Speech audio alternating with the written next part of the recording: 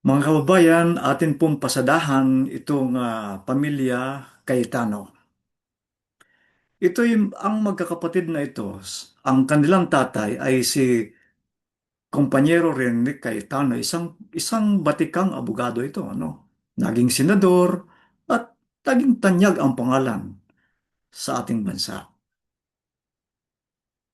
Ito, ang kanilang mga anak ay si Pia Cayetano, si Peter Cayetano, si Renren at si Lino Cayetano. Ngayon mga kababayan, ang dalawa ay laging nagbabangayan. Si Alan Cayetano at si Lino Cayetano. Ngayon, hiyang-hiya na ito si Lino Cayetano sa pamilya Aquino. Sa kadahilan ng ito namang si Senador Peter Cayetano, nagpasaring pa. Ang sabi niya, just remember who you are, Kiko. Aquino ka eh. Hindi ka Kiko D. Marcos. Tingnan mo, dinawit na. Don't get instruction from the administration. Iyan ang sabi ni Senate Minority Leader Alan Peter Cayetano. Ngayon, hindi na nakatiis itong kapatid niyang itong si Lino Cayetano at humingi ng paumanhin si PTV General Manager Lino Cayetano sa publiko, lalo na sa pamilya Aquino, at pinagsabihan ang kanyang kapatid na si Senador Alan Peter Cayetano na tama na matapos nitong akusahan ang civic leader na si Kiko Aquino D na nakatanggap umano ng mga tagubilin mula sa Malacanang o sa administrasyon. Sa isang pahayag, binigyan diin ni Lino na hindi angkop ang nasabing paratang at hinimok ang kanyang kapatid na igalang ang araw na iyon na anibersaryo ng kamatayan ng dating Pangulong Noynoy Aquino at ng kanilang ama. Akalain mo nga yan, no? Parehas pala ng kamatayan ng kanilang ama at si dating Pangulong Pinoy. Ngayon, hindi man lang yan iginalang nitong minority Senate leader na to na si Alan Peter Cayetano. Hindi man lang. Hindi man lang ipinagdasal o binigyan ng respeto ang araw na yon. Kaya tuloy, ayun, tinira siya, pinagsabihan siya ng kanyang kapatid. Alam mo, mas para pang mas matanda pa ang isip ng kanyang kapatid kaysa sa kanya. Samantalang siya ang mas matanda.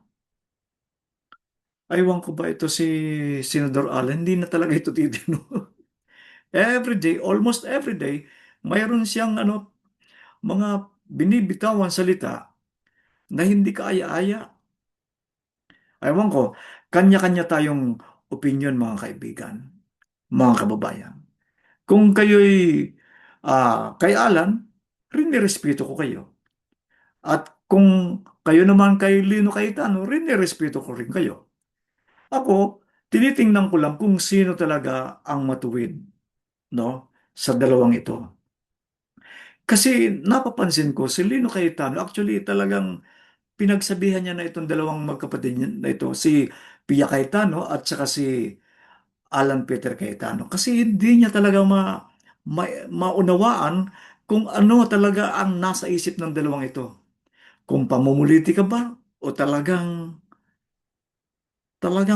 pansarili lang ang o pangsariling interes lamang, hindi para sa bayan. Samantalang itong si Lino Cayetano, ito ay may dakilang puso. Makikita niyo mga kabayan itong ipapakita ko sa inyo kung bakit ko nasabing may dakilang puso itong si Lino Cayetano. Itong si Lino Cayetano ay isang napakamapagmahal na anak sa kanyang magulang at sa kanyang pamilya. Akalain nyo, nag-share siya, nag-donate siya ng atay sa kanyang tatay. Nakita niyo ang hiwa na yan sa kanyang tiyan. Ayan o. Napakahaba. At ibinigay niya sa kanyang magulang. Actually, napanood ko at nabasa ko na ito pa lang si kumpanyero Rene Cayetano. Ayaw niyang mag-donate ang kanyang anak. Ayaw niyang mapahamak ang kanyang anak dahil alam niyang mapanganib, kamatayan ang aabutin.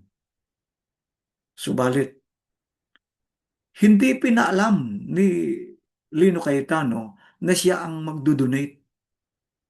Nalaman lang nung tapos na. Nung nagkita na lang sila, na pareha silang nakahiga sa ospital.